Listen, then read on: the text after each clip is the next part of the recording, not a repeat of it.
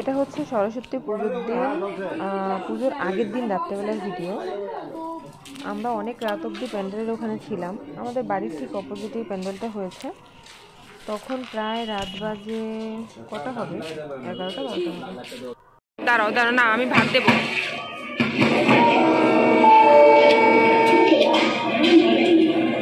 এরা বসে বসে ফোন খাচ্ছে।